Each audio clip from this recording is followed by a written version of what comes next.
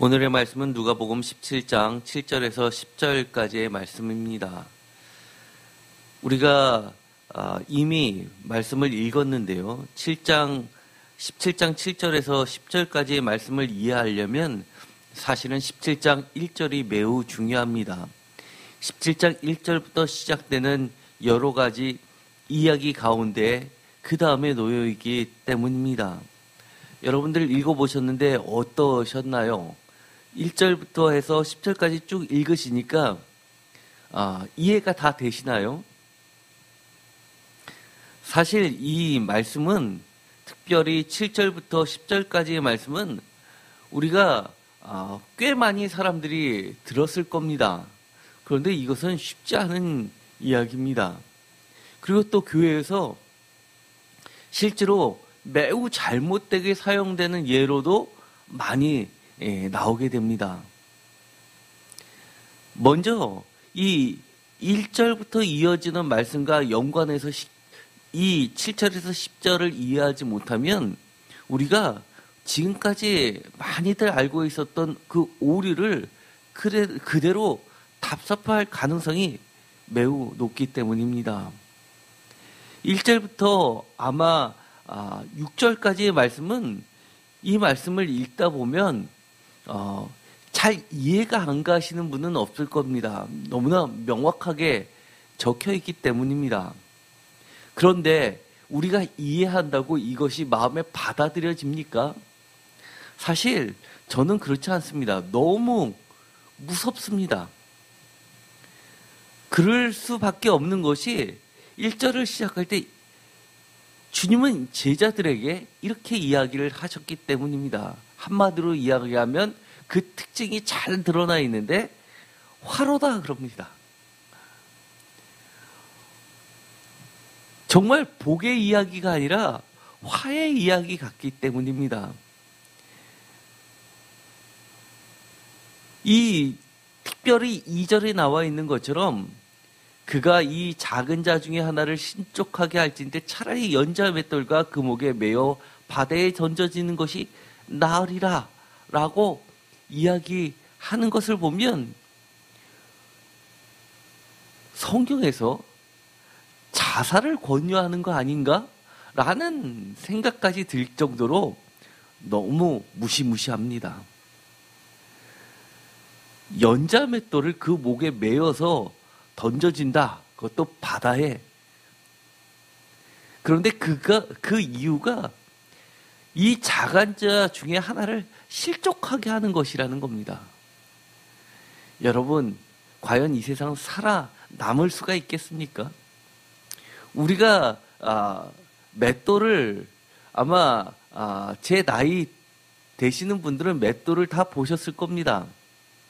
요즘 아주 어린 학생들은 아마 맷돌이 어떻게 생겼는지도 모르는 친구들이 꽤 있을 겁니다.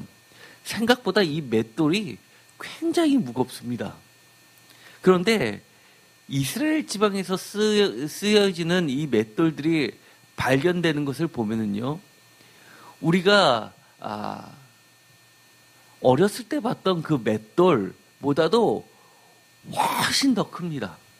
작은 맷돌도 물론 있겠지만 전체적으로는 그 규모가 훨씬 더 큼을 많이 보게 됩니다. 오늘의 말씀에 보다 집중해서 한번 보도록 하겠습니다. 7절에 보면 너희 중 누구에게 라는 말로 시작이 합니다.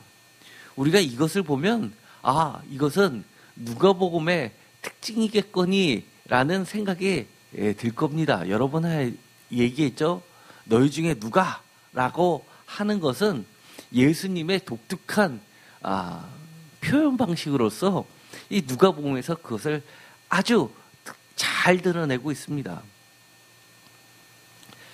그뿐만 아니라 이 7절에 있는 이 내용은 다른 복음서에는 나와 있지 않은 누가복음에만 유일하게 들어가 있는 이 특수자료라는 겁니다. 그런데 이 끝에 이렇게 이야기합니다. 무익한 종이다 라고 이야기합니다.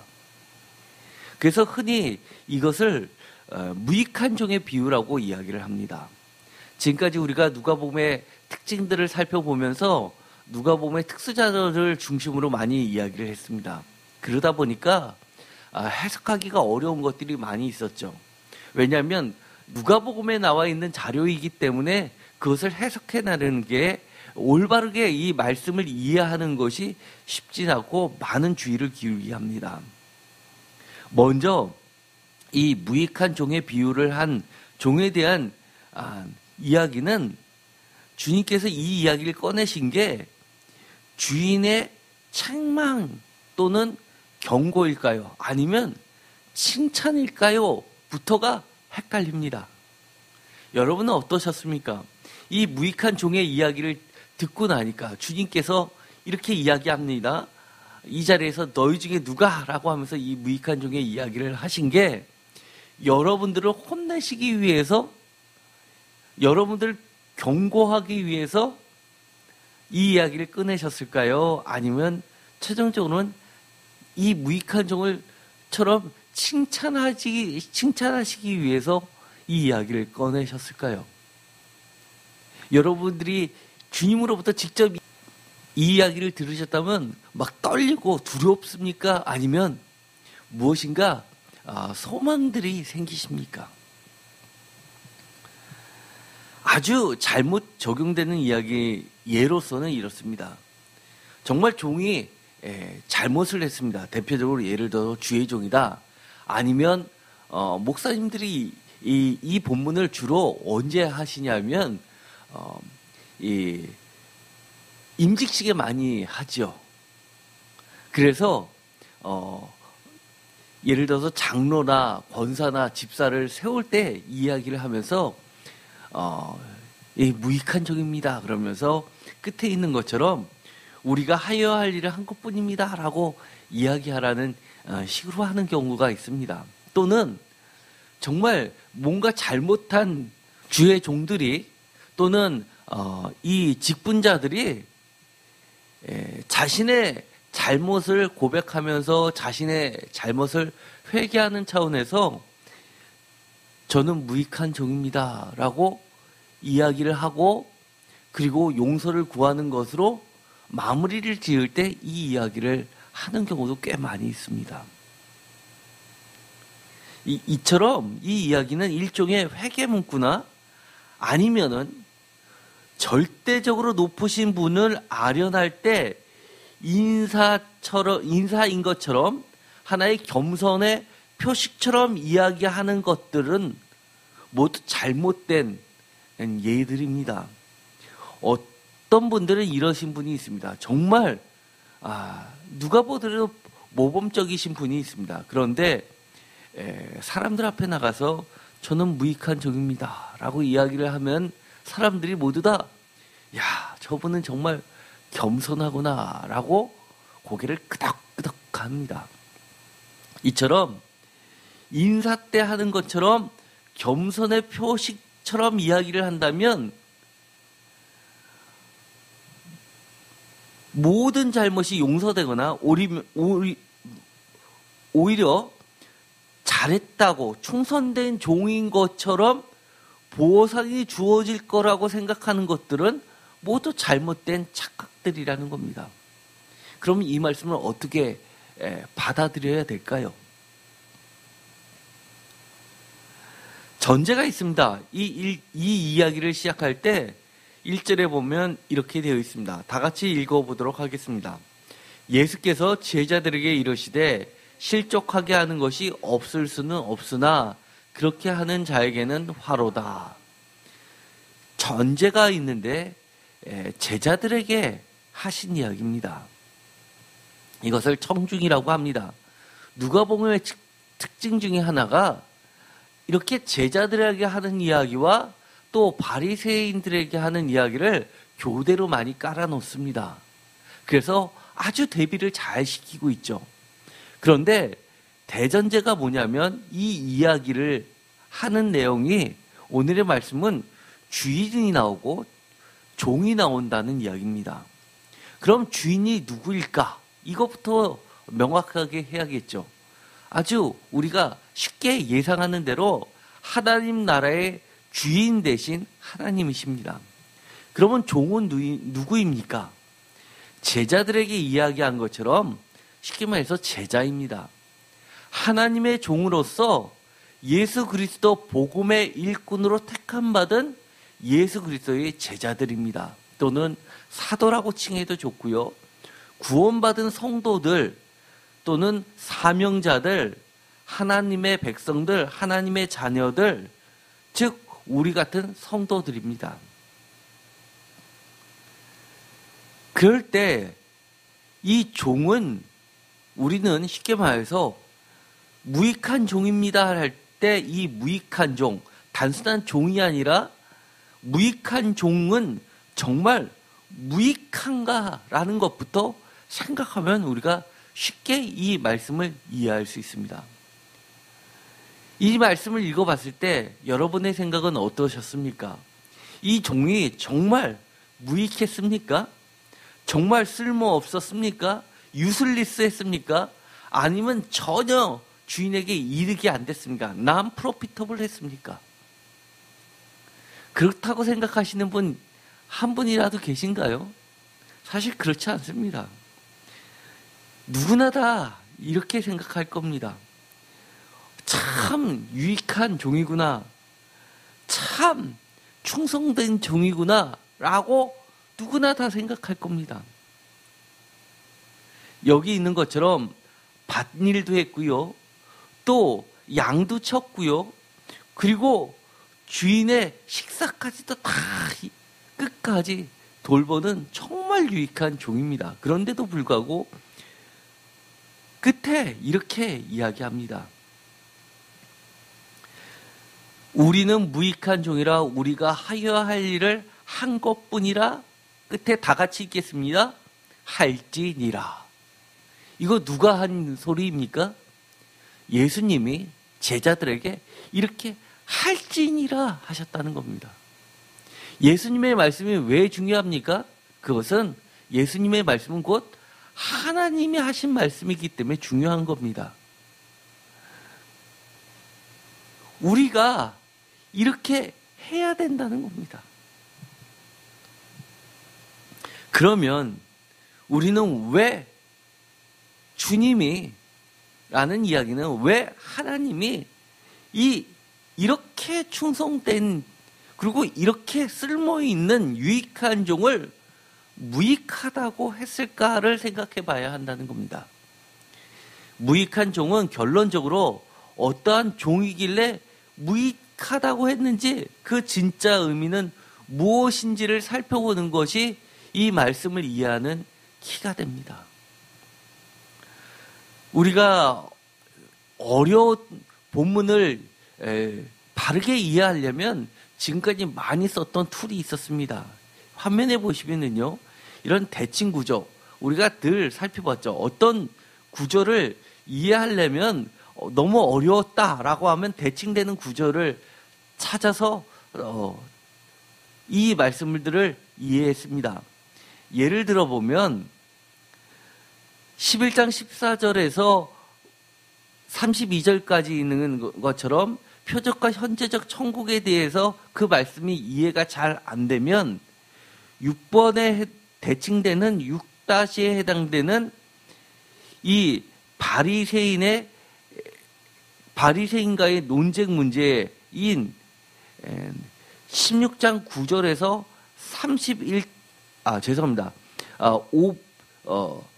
16장 9절에서 31절까지에 있는 말씀을 또 찾아봐서 그것을 비교해서 읽어봤고 최종적으로 10번에 제일 가운데 중심적으로 가는 방향성을 찾아서 13장 22절부터 35절까지의 말씀도 같이 보면 우리가 이해할 수 있는 실마리들을 찾아내곤 했습니다.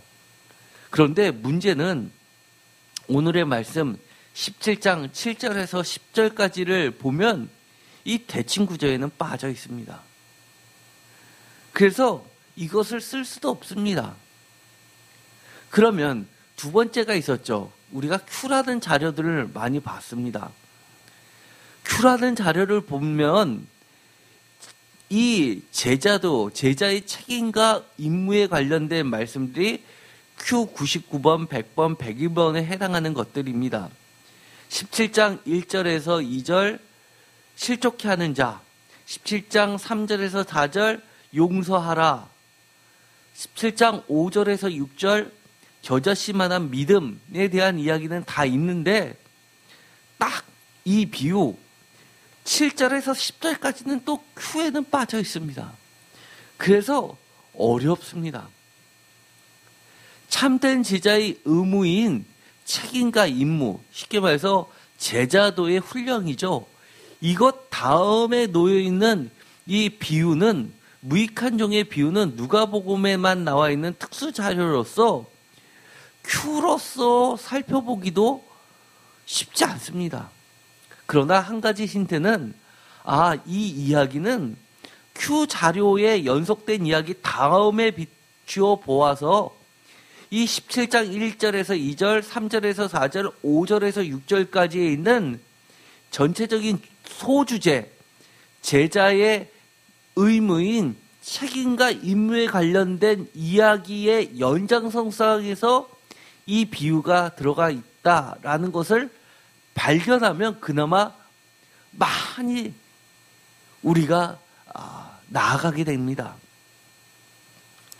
쉽게 말해서 이 무익한 종의 비유는 이 제자도의 훈련 중에서 특별히 참된 제자의 의무에 대한 가르침을 우리가 이해하기 쉽게 예화 형식으로, 비유 형식으로 마치 영화를 보듯이 아니면 영화 소설을 읽듯이 그렇게 이야기식으로 쉽게 풀어낸 것이 바로 오늘의 말씀이라는 겁니다. 그래서 이 본문의 비유는 Q의 참 제자의 의무인 책임과 임무에 관련된 2절에 있는 것처럼 맷돌에 매어 차라리 던져지는 것보다도 결코 그 강도면에서 약하지 않은 정말 다른 버전의 같은 이야기라는 겁니다. 그래서 1차적으로 이 무익한 종의 이야기를 들으면 우리가 느낌이 너무한데? 라고 하는 것보다도 정말 맷돌을 목에다 메어서 바다에 던져지는 것과 같은 경고의 두려움에 1차적으로 느낌을 받는 것이 당연할 수밖에 없습니다. 그 강도면에서 조금 더 줄어들지 않는다는 겁니다. 누가복음 17장 1절에서 10절까지 이야기는 아까 Q의 내용들을 보면 1절에서 2절은 공동체의 교제에 따른 스캔들, 예를 들어서 올무나 덫에 대한 화에 대한 경고입니다. 그리고 3절에서 4절은 용서에 대한 이야기입니다. 5절에서 6절까지 이야기는 제자의 겨자씨 한 알만큼의 믿음을 가르쳐주는 훈령입니다. 그리고 나서 이 7절에서 10절은 이 세 가지 가르침 다음에 특수자료로서 무익한 종의 비유입니다. 그래서 이 7절에서 10절까지 이 비유의 말씀은 앞에 있었던 1절에서 2절까지 이야기, 3절, 4절에 있었던 이야기, 5절에서 6절까지 있었던 이 이야기 모두가 다 녹아져 들어가 있는 겁니다. 어떤 분들은 이렇게 이야기합니다. 이 세 가지 이야기 더하기 이 비유, 총 네 가지 이야기는 마치 바바리 튀는 것처럼 다 나눠져서 어떤 연결고리가 없어 보인다고 이야기합니다. 그야말로 각각 별개의 이야기가 아주 산만할 정도로 병렬식으로 나열되어 있다고 이야기합니다. 그러나 많은 학자들이 중론은 이 이야기는 연장선상에서 일관되게 나아가는 이야기라고 이야기합니다. Q라는 것이 그렇습니다. 우리가 군대에 들어가서 어떤 훈련을 받는다, 아니면 직장에 들어가서 신입사원을 교육한다, OJT를 받는다, 그러면 다 매뉴얼이라는 것이 있습니다. 우리가 대학에 들어가도 커리큘럼이라는 것이 있습니다.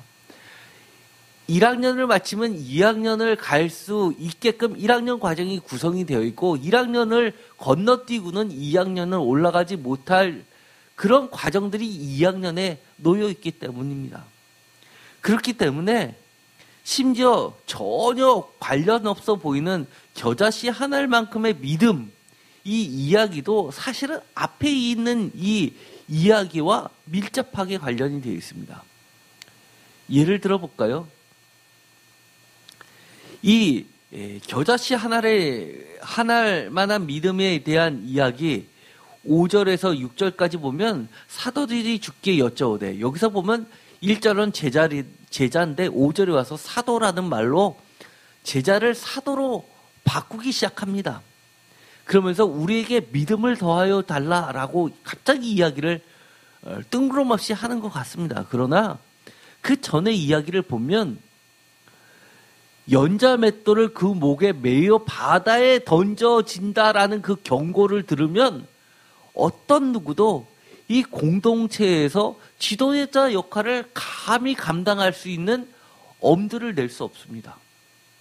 또 하루에도 7번이라도 죄를 용서해 줘야 될 만한 제자도 사실은 아무도 감당할 수 없을 것만 같습니다.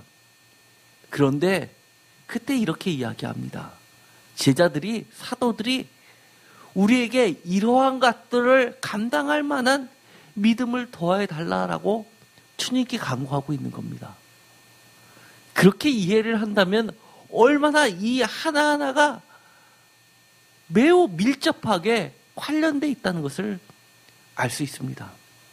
그렇다면 오늘에 있는 이 본문, 이 특수 비유도 우리가 무익한 종이라, 우리가 하여야 할 일을 한 것뿐이라 라고 주님이 하라고 하셨는데 우리는 못한다라고 나자빠지는 것이 아니라, 이렇게 못하니까 우리는 처음부터 안 하고 말지라고 하는 것이 아니라 우리는 끝까지 하려고 애를 쓸 수 있는 겁니다. 그런데 왜 성경책에 주님은 이런 말을 했냐는 겁니다. 주님도 너무하시지, 뭐 우리들이 그렇게 대단하다고 이렇게 어려운 일을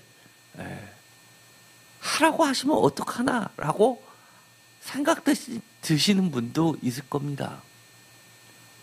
그래서 1절에 이렇게 시작했구나라고 이해하시는 분이 계실 겁니다. 1절 다 같이 다시 한번 읽어보겠습니다. 예수께서 제자들에게 이르시되 실족하게 하는 것이 없을 수는 없으나 그렇게 하게 하는 자에게는 화로다. 여기 특징이 있죠. 참 독특하게 이야기를 한 게 있습니다. 없을 수는 없으나, 이 이야기를 보면요, 한국말은 참 어렵습니다. 끝까지 들어봐야 합니다. 없을 수는 없으나, 이 이야기는 뭡니까? 실족하게 하는 일이 있을 수가 있다는 이야기입니다. 그런데 이것은요, 사실은 정확하게 번역한 글이 아닙니다. 그나마 많이 완곡하게 우리들을 생각해서 번역한 말입니다. 원문은 도대체 어떻게 돼 있길래 그런 말을 하시냐고요. 사실은 저는 원문이 훨씬 더 정확하고 더 효과적이고 더 이 마지막 말씀과 잘 어울립니다. 17장 1절은 이렇게 되어 있습니다. 원문은요, 아예 불가능하지만 이렇게 이야기합니다. 없을 수는 없으나라는 이야기는 있을 수도 있지만이 아니라 불가능하다. 영어로 이야기하면요, 킹 제임스 버전의 특징은 뭐냐면 직역으로 많이 번역을 했습니다. 그래서 잘 이해가 안 가는 말들이 나옵니다. 그러나 이렇게 되어 있습니다. 영어로 번역하면요, it is impossible but 이렇게 되어 있습니다. 불가능하다는 겁니다. 불가능하지만 그렇지만 그러나라고 하면서 주님은 시작하십니다. 원문은요, 아넨덱토스라는 말을 쓰고 있는데요, 이것은요, 이 누가복음에만 나와 있는 이야기입니다.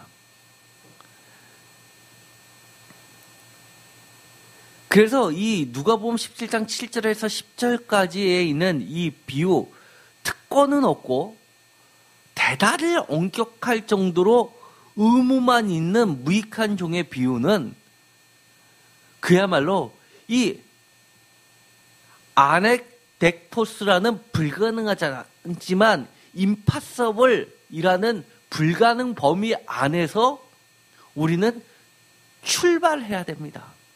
어떠한 일을 잘했을 때 보상이 주어지다든지 상급이 있다든지 아니면 칭찬이 있다든지 아니면 그만한 일을 하는 자, 어려운 일을 감당해내는 자가 최소한으로 주어지는 어떤 특권, 이런 것들은 전혀 없이 정말 노예처럼 그렇게 의무만 있는 이 이야기는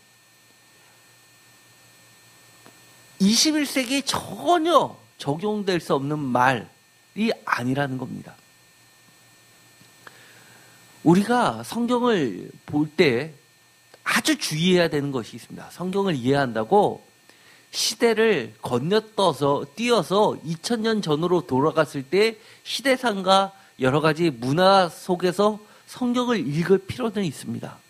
1차적으로 이해하기 쉽기 때문입니다. 그런데 가장 잘못된 오류, 그렇게 했을 때 빠지기 쉬운 잘못을 우리는 피해야 되는데 그것이 뭐냐면 그렇게 했을 때 그건 옛날 이야기지. 오늘 21세기 우리가 사는 시대는 맞지 않아 라고 하는 순간 하나님의 말씀은 진리가 안 되는 겁니다. 한때의 이야기일 뿐입니다. 그러나 이 이야기는 지금도 유효하고 진리이고 앞으로도 진리인 과거에서뿐만 아니라 현재와 미래를 우리가 천국 갈 때까지 반드시 없어지지 않을 그런 말씀인 겁니다. 누가복음 17장 1절 한번 킹제임스 버전 성경을 볼까요? 아예 이렇게 화면을 보시면 It is impossible but 이렇게 번역해 놓으신 게 보이시죠? 이것이 헬라어 원문입니다. 아넨덱톤이라는 말이 들어가 있습니다. 원어는 아넥덱토스라는 말인데요. 유시지를 보면 impossible, 불가능한 또는 inadmissible 해서 허락될 수 없는 또는 번역을 할 때 inevitable, 피할 수 없는 이런 것들로 많이 번역을 합니다. 또 한 가지 이 1절에 중요한 단어가 나오는데요. 실족해 하는 할 때 이 실족은 스칸달론이라는 말인데요. 이것이 영어에 그대로 들어와 있습니다. 우리가 스캔달이라는 것을 많이 쓰는 용어죠. 스캔들 일어났다라고 하는 거예요. 파트로 이게 원어가 스칸달론이라는 건데요. 이거는 원래 뜻은 뭐냐면 올무에다가 미끼를 걸기 위해서 세워놓은 스틱, 막대기입니다. 그래서 그 미끼를 물기 위해서 그 나무를 딱 건드리는 순간 덫에 걸리게 되죠. 그래서 이게 올무 또는 걸려 넘어지게 만드는 원인 또는 장애물 이런 것들로 많이 번역이 됩니다. 대표적으로 예를 들어서 로마서 같은 경우에는 거친 돌 같은 것으로도 사용되기도 하죠. 올무입니다. 그래서 이 1절에는 아주 중요한 두 단어, 실족해 한다, 그리고 없을 수는 없으나, impossible, 이 두 가지 단어가 아주 중요한 단어입니다. 이 두 가지를 염두에 두고 이 비유를 풀어가도록 하겠습니다.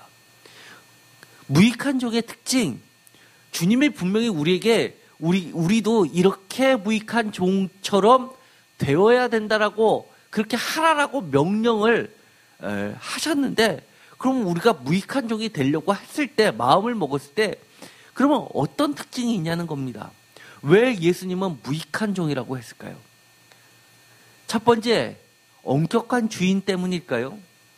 하나님은 엄격하시니까 엄격하신 하나님 마음에 들려면 이렇게 안 하면 우리가 천국 못 들어가기 때문이니까요. 그러나 누가복음에 보면은, 같은 누가복음을 보면 하나님을 누가는 그렇게 강조합니다. 한량없이 자비롭고 은혜로우신 분으로 이야기합니다.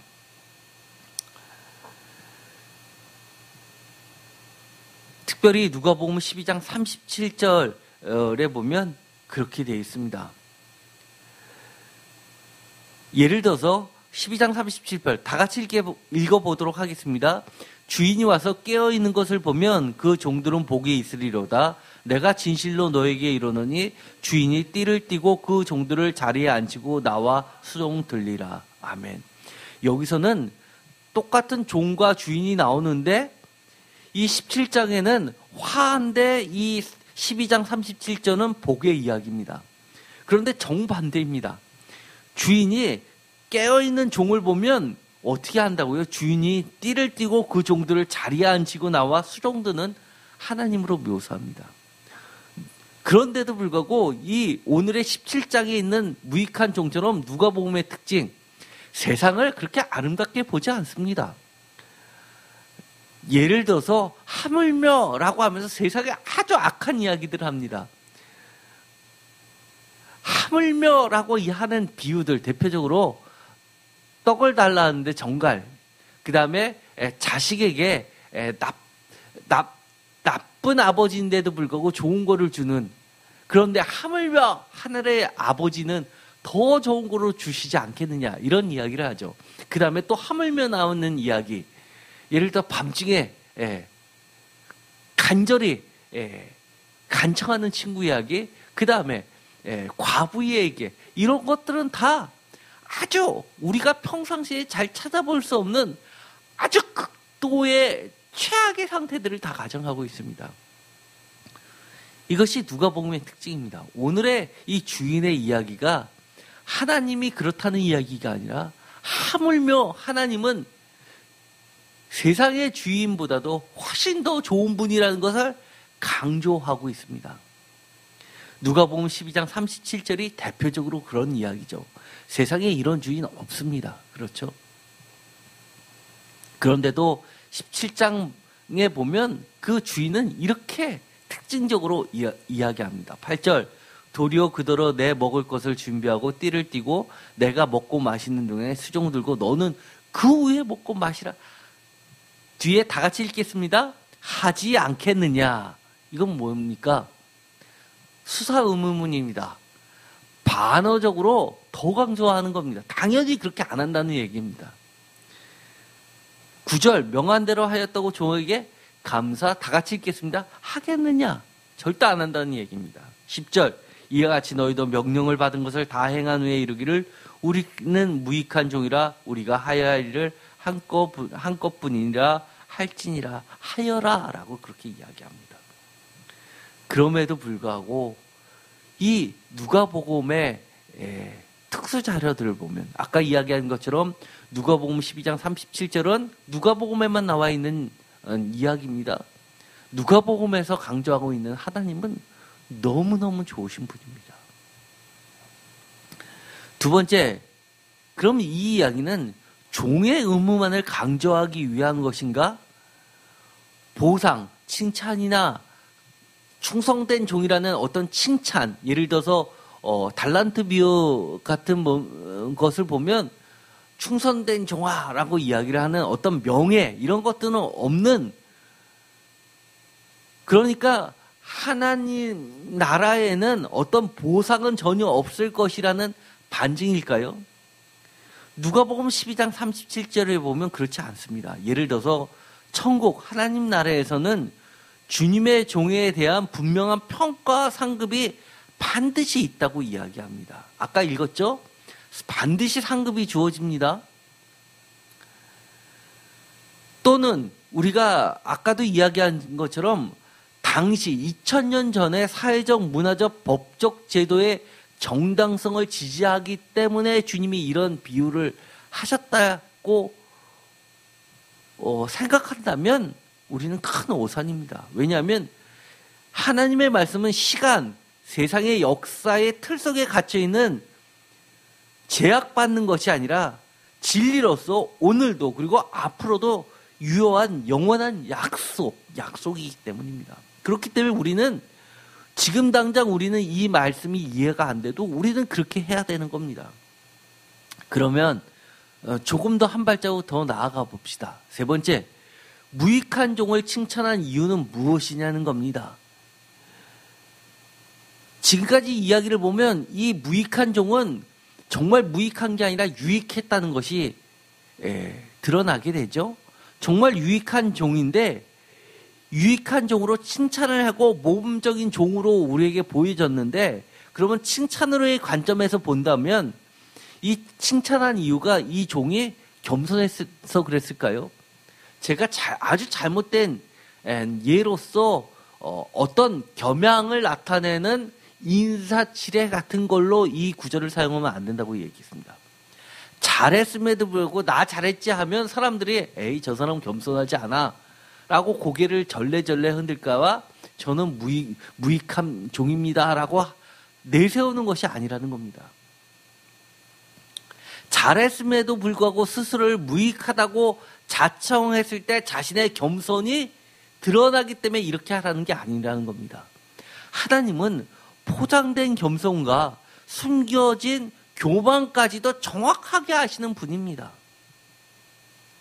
그러면 두 번째, 이 무익한 종이라고 하는 것이 실제로는 주인의 명령에 끝까지 충성했던 이 충성 때문에 그랬을까요? 밭일도 하고 그리고 또 양도 돌보는 그 충성 때문에 그랬을까요?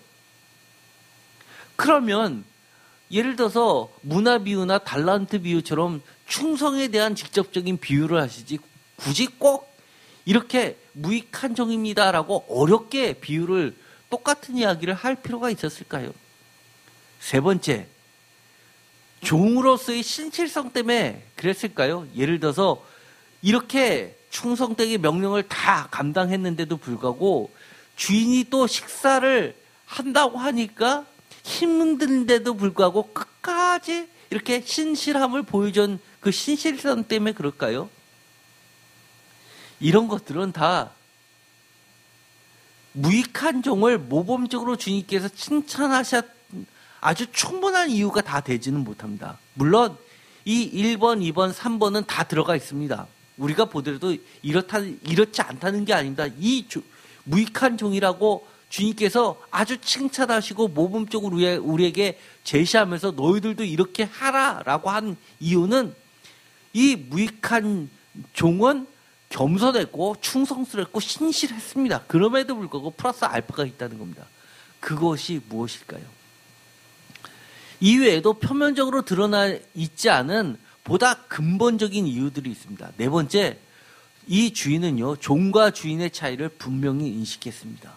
쉽게 말해서 주인처럼 굴지 않았다는 겁니다. 나는 종이라는 것을 철저히 인식했습니다. 그래서 나 힘드니까 나 밥부터 먹고 챙겨드릴게요 라고 하지 않고 주인이 배고프다고 하면 식사를 해야 된다 그러면 종은 당연히 그것을 해야 된다는 분명한 차이를 인식하고 있었습니다. 우리는 신앙생활을 할 때 가끔 종과 주인을 까먹는 경우들이 많이 있습니다. 하나님이 우리를 사랑하신다고 우리를 자녀라고 부르고 거룩한 백성이라고 불러주신다고 내가 하나님처럼 행동하는 경우들이 있습니다. 다섯 번째, 이 종은요, 주인의 마음과 형편을 헤아릴 줄 알았다는 겁니다. 주인이 시키는 것만 하는 것이 아니라 명령하는 것만 한 것이 아니라 지금 주인이 명령한 것을 다 했음에도 불구하고 지금 주인은 배고프구나. 주인이 지금은 식사할 때 내가 옆에서 거들어 주기를 기뻐하는구나, 바라고 있구나라는 것을 알았다는 겁니다. 그래서 여섯 번째 특징, 자신의 유익을 전혀 구하지 않습니다. 아, 내가 조금만 좀 더 쉬면 주인께 더 맛있는 걸 해드릴 수 있는데 라고 하지도 않습니다. 주인이 지금 당장 배고프니까 이것을 해결부터 해주자. 주인이 원하는 것을 해드리자라는 것이 우선이라는 겁니다. 7번째, 자신이 칭찬받거나 주목받는 것과는 관계를 전혀 하지 않습니다. 어떤 자신의 행동에 대해서 기대나 요구는 전혀 없이 오직 주인의 목적을 끝까지 온전하게 완수하는 종이었습니다. 한마디로 불평 없이 묵묵히 임무를 수행하고 책임을 끝까지 완수합니다. 이 말이 좀 추상적이고 어려운가요? 요한복음 4장 34절을 보면 이 종의 끝까지 온전하게 완수하는, 주인의 목적을 완수하는 종의 모습이 아주 잘 나와 있는 게 있습니다. 예수님의 모습이 있죠. 이 말씀부터 읽고 나서 한번 보도록 하겠습니다. 요한복음 4장 34절입니다. 요한복음 4장은요, 사마리아 여인과의 대화 속에 나와 있는 겁니다. 제자들은 그때 먹을 것을 구하러 시장에 갔다 돌아옵니다. 그 사이에 주님은 사마리아 여인과 대화를 하셨습니다. 그런데 이런 이야기를 하죠. 34절 다 같이 읽겠습니다.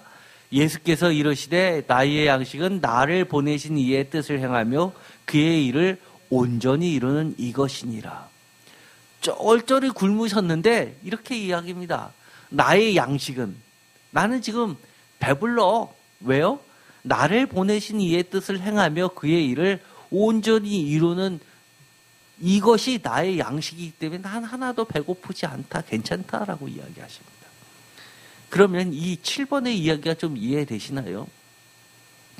이 종은요, 마치 주님이 하셨던 것처럼 나는 지금 힘들어 죽겠고, 주인이 힘드니까 밭에서 일하고 돌아온, 양을 하루 종일 돌보고 돌아온 종이 배가 고픕니까? 그런데도 불구하고요, 배고픈데 남이 맛있게 먹는 거 보면 더 배고프죠. 힘없죠. 그런데도 불구하고 끝까지 온전하게 완수하면서 그것이 예수님처럼 이것이 나의 양식이겠거니라고 생각하는 이 종의 모습을 보게 됩니다. 여기는 물론 그런 이야기는 나와 있지 않지만 우리가 추론할 수 있습니다. 마지막에 이것이 가장 하이라이트라고 할 수 있죠. 9절 다 같이 9절과 10절을 다 같이 읽겠습니다. 9절 명한대로 하였다고 종에게 감사하겠느냐라고 주인은 그렇게 생각하는데 너무해요라고 이야기하는 것이 아니라 10절 이렇게 다 같이 읽겠습니다. 이와 같이 너희도 명령을 받은 것을 다 행한 후에 이르기를 우리는 무익한 종이라 우리가 하여야 할 일을 한 것뿐이라 할지니라. 우리가 하여야 할 일을 한 것뿐인데요. 이 이야기는 다른 말로 바꾸면 이 8번과 같습니다. 도입부를 다시 한번 생각하십시오. 17장 1절 두 가지 중요한 단어, 없을 수는 없다. impossible, 불가능하지만, 그리고 또 올무, 두 가지. 불가능하거나 피하기 쉽지 않은 상황이라도 할지라도 다 같이 읽겠습니다. 오직 주인께 영광 돌리는 종의 관심, 목적을 가지고 있는 종이었다는 겁니다. 하나님의 사람, 하나님의 온전한 종은 어느 날 어느 순간 불현듯 찾아오는 이 세상의 모든 인생의 공고함의 위기 앞에서 삶의 목적과 이유, 그리고 의미와 앞으로 나아갈 방향까지도 찾아주고 어떠한 시험과 고난도 이겨낼 수 있는 막강한 힘을 발휘하게 됩니다. 우리가 인생 살다 보면요, 누구나 인생의 공고함이 찾아오는 경우가 있습니다. 자식들을 다 잘 키워놨습니다. 그리고 은퇴를 했습니다. 그러다가 갑자기 내 인생은 뭐지? 나는 앞으로 어떻게 살지? 많은 분들이 그러죠. 내 인생 즐기겠다고, 이제는 내 자신을 찾겠다고 해서 아주 경치 좋은데, 예를 들어 제주도라든지 하와이라든지 이런데 아예 주거를 옮겨서 좋은 경치를 보시면서 사시겠다고 나가셨는데 몇 년 지난 다음에 다시 오는 경우들을 많이 보죠. 왜요? 무료하다고. 우리 모든, 세상의 모든 사람은 누구나 어느 날 어느 순간 불현듯 찾아오는 인생의 공고함이라는 게 있습니다. 그런데 그때 오늘 우리가 이 무익한 종에 가진 특징들을 우리가 다 받아들인다면 이런 것들을 다 이겨낼 수가 있습니다. 삶의 이유가 있습니다. 그리고 앞으로 나아갈 방향이 뚜렷합니다. 왜냐하면 삶의 목적이 분명하기 때문입니다. 이 종의 목적이 무엇이었습니까? 종의 관심사가 무엇이었습니까? 오직 하나님께, 주인께, 주께, 예수 그리스도께 영광 돌리는 삶이었기 때문입니다. 사실 이 무익한 종의 행동과 태도는 길게 구구절절히 설명할 필요도 없습니다. 열매인 행동의 뿌리인, 예를 들어서 열심히 밭을 갈고 또 양을 돌보고 그리고 나서도 이렇게 주인의 식사 수중을 들고 그리고 나서도 내가 해야 할 일을 한 것뿐인데요 하는 이런 결과들의 뿌리인 무익한 종이 하나님을 향한 온전한 마음을 이해하면 우리는 쉽게 이해되기 때문입니다. 주님께서 우리에게 할지니라 한 것은 이런 것을 하라라고 구체적으로 넣어둔 밭도 갈고 양도 돌보고 그리고 나서 쉬지 말고 계속해서 주인의 식사까지 돌보고 나서도 생색내지 말아라라고 하는 그러면서 무익한 종입니다 라고 말해라 라는 이 구체적인 행위를 해라라고 하는 것이 아니라 아주 근본적인 거, 하나님을 향한 온전한 마음을 이야기한 겁니다. 어떻습니까? 종의 행동들은 대표적으로 이런 것들만 나왔지만 우리는 이 단편적인 종의 모습을 두고 평소에 여기에 나와 있지 않은 수많은 종의 모습들을 우리는 보게 됩니다. 종의 시선, 종의 행동, 종의 관심, 이 모든 것들은요, 주인에게로만 향한 주인의 시선이었지 종의 시선이 아니었습니다. 주인의 바람이었지 자신의 바람이 아닙니다. 주인의 기쁨이었지 자신의 바람이 아닙니다. 주인을 유익하게 하는 거였지 자기 자신이 유익하게 되는 것이 아닙니다.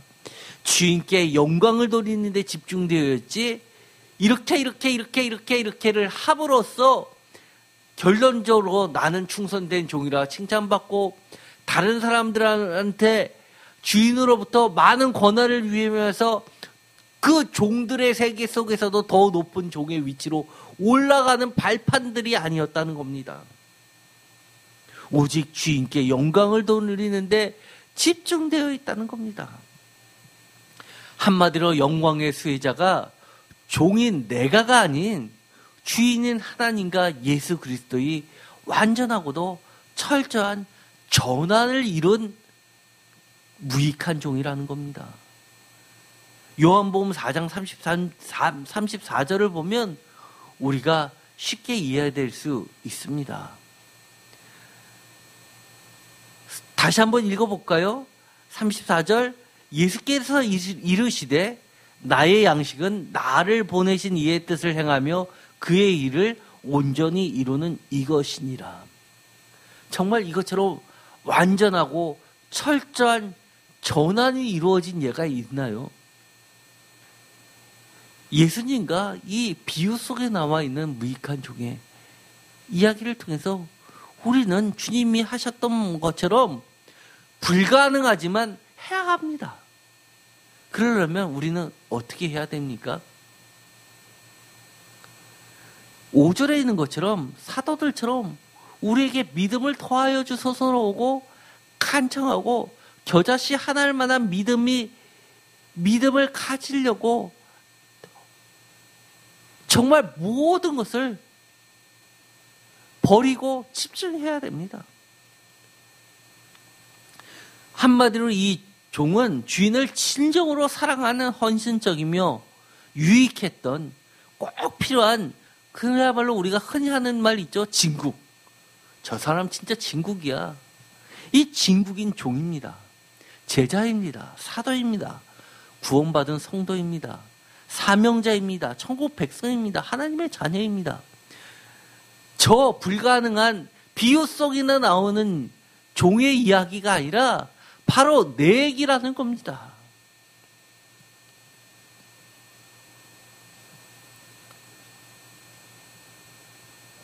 어떤 분들은요, 이 이야기를 보면 에이, 이거 이야기 시작부터 불가능하다고 했는데 뭘 자꾸 이거를 불가능을 하라고 그래. 앞뒤말이 맞지 않잖아 라고 생각이 드시는 분 계십니까?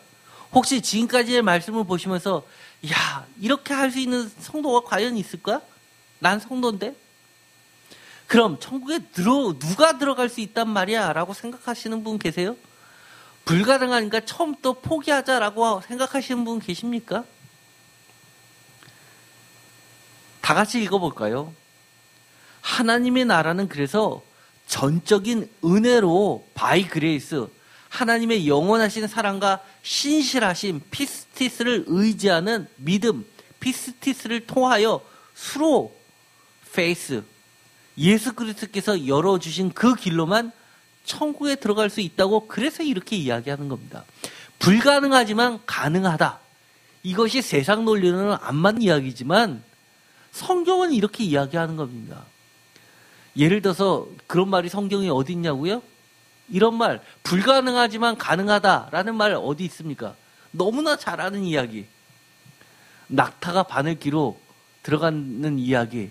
못 들어간다고 이야기했죠. 그런데 주님께서 그 뒤에 그러나 하나님은 하실 수 있다라고 이야기하시는 말이 뒤에 붙어 있습니다. 성경은 그렇습니다. 불가능하지만 가능한 일을 하는 겁니다. 그것이 그래서 우리가 복음이라고 이야기하는 겁니다. 그래서 기쁜 겁니다. 그래서 누가는 시작부터 아예 처음부터 이렇게 이야기합니다. 불가능하지만 이라는 서두로 이 모든 이야기를 시작하는 이야기를 전하는 겁니다. 그럼에도 불구하고 우리는 이런 무익한 종이어야 한다고 강조하는 겁니다. 하여야 한다. 뭘로요? by grace, through faith. 이렇게 하면 우리가 할 수 있다는 겁니다.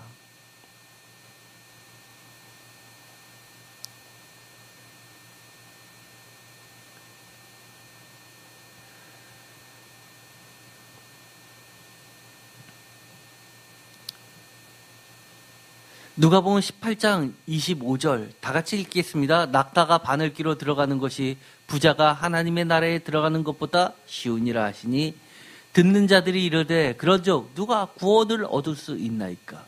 이르시되 무릇 사람이 할 수 없는 것을 하나님은 할 수 있느니라. 그래서 이 은혜가 중요한 겁니다.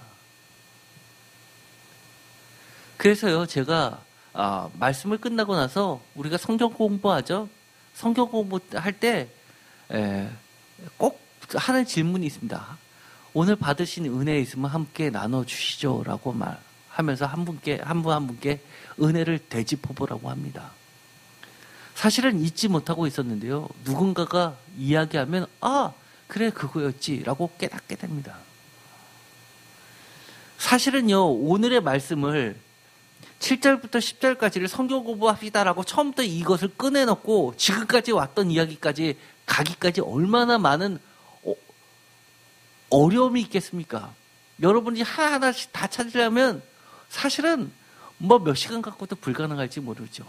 그런데 이런 이야기를 설교 말씀 중에 다 듣고 나서부터 그 다음부터 우리들의 하나님의 은혜를 찾아가는 것들은 다 할 수 있기 때문에 말씀을 하고 나서 성경 공부 때 좀 더 깊이 들어가는 겁니다. 사실은 말씀을 들었을 때 성경 공부 때 했던 그런 내용들이 다 쏟아져 나오고 정리가 되면 사실 성경 공부 필요도 없습니다. 우리는요, 진리를 못 보게 하는 칭찬, 진리에 눈 감게 하는 칭찬, 이것이 바로 우리의 신앙생활에 있어서 경계 대상이 1호입니다. 사실은 어떻게 보면은요, 칭찬이 신앙의 괴물을 양성하는 경계 대상 1호일 수 있습니다.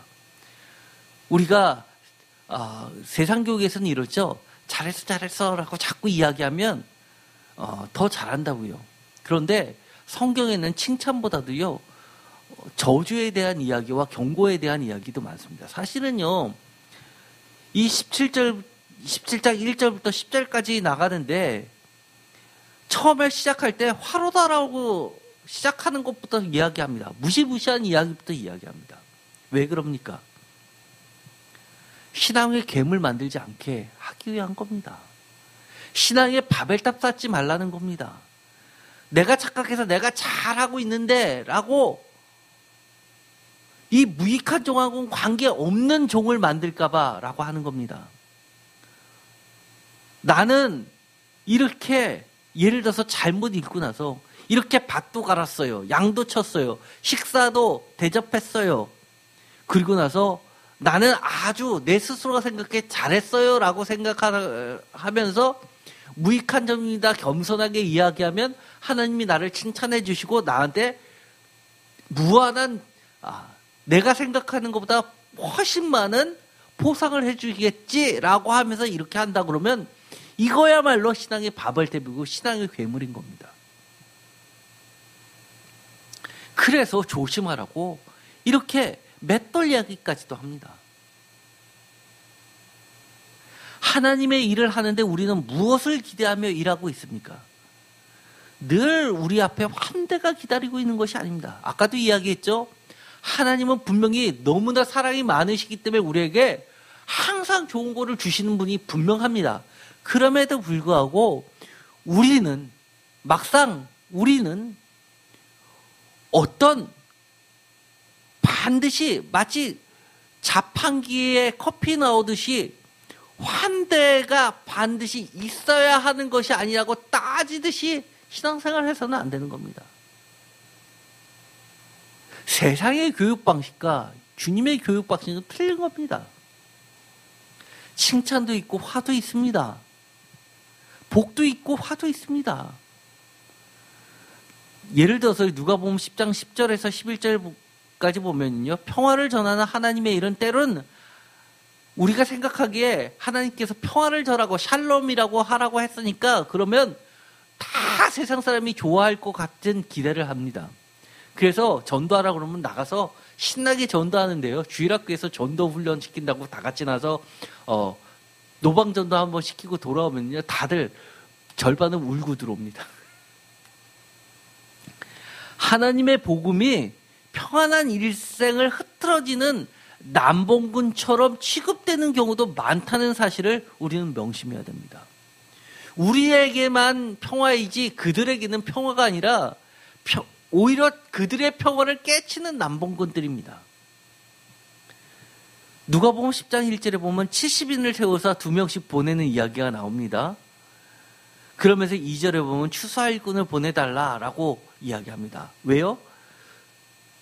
추수할 것이 많기 때문이라는 겁니다. 나가는 대로 족족족족 걷어들일 것들이 많기 때문에 추수할 일꾼을 많이 보내주셔서 해서 나갔습니다. 그러면 나가는 대로 다 주술 것 같죠? 근데 그 다음에 주님께서 이런 얘기합니다. 너희를 보냄이 어린 양을 이리 가운데 보낸 것 같도다라고 섬찟한 이야기를 합니다. 그런데 꼭 하라는 게 있습니다. 어느 집에 들어가든지 평안할지어다 샬롬하고 평화가 들기를 바란다라고 합니다.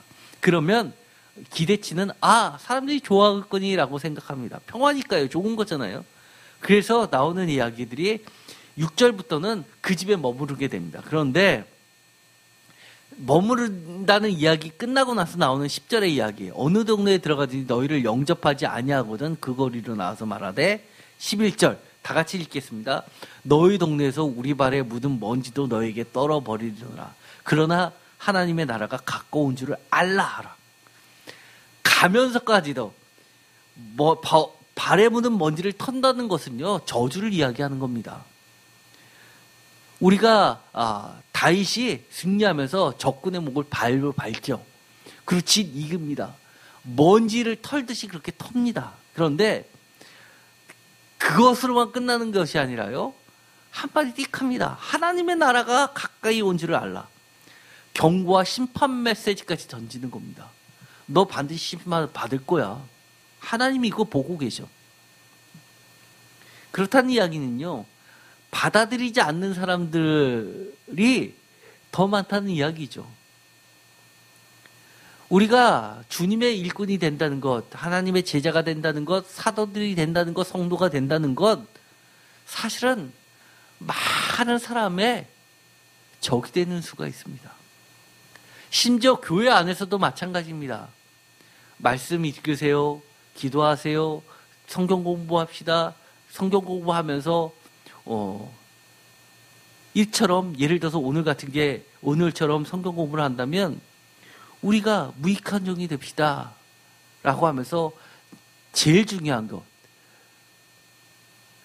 내가 혹시 주인의 관점으로 살았던, 내가 주인 행사했던 것이 무엇이 있나, 그것을 정말 주인의 영광을 돌리기 위해서 살아야 될 것이 뭔가, 내가 해서 하나님이 하나님으로 바꿔야 될 것이 무엇인가 같이 얘기해 봅시다 라고 할 때 사실 그러고 싶지 않은 것들이 너무 많을 겁니다. 같은 교회 내에서도 그렇습니다. 그런데 안 믿는 사람들은 오직 더 하겠습니까? 우리는요, 어떻게 보면 거짓된 평화 앞에서 복음과 하나님의 나라는 언제나 참된 분쟁과 분열을 통해서 어둠에서 빛으로 인도하는 역할들을 해야 되는 겁니다. 이런 이야기는 누가복음 12장 51절에서 52절, 마태복음 10장 34절에서 35절, 요한복음 3장 19절에서 21절에도 아주 잘 나와 있죠. 누가복음 12장 51절, 내가 화평을 주러 온 줄로 생각하느냐, 오히려 분장하게 하려 함이라 라고 하면서 심지어 아버지와 아들과, 아들이 아버지와, 어머니와 딸이 어머니와, 시어머니와 며느리와, 며느리가 시어머니와 분쟁하자, 갈라선다는 얘기입니다. 우리 하나님 잘 믿으려고 하면 같은 기독교 집안인데도 갈라서는 경우 생깁니다. 교회 안에서도 하나님 잘 섬기려고 하면 갈라지는 성도 없을까요? 있다는 얘기입니다. 마태복음 10장 34절, 내가 세상에 화평을 주러 온 줄로 생각하지 말라. 화평이 아니라 검을 주러 왔노라. 이거 주님의 말씀입니다. 그러면서 불화하게 한다, 갈라서게 한다라는 이야기를 합니다. 요한복음 3장 19절에는 그 정죄는 이것이니 곧 빛이 세상에 왔을 때 사람들이 장애행위가 악함으로 빛보다 어둠을 더 사랑하는 것이다. 이 세상에는요, 나도 포함되어 있습니다. 우리가 말씀을 들으면요, 이 말씀 좋긴 좋아도 하기 싫은 경우들이 너무 많습니다. 왜요? 20절 다 같이 읽겠습니다.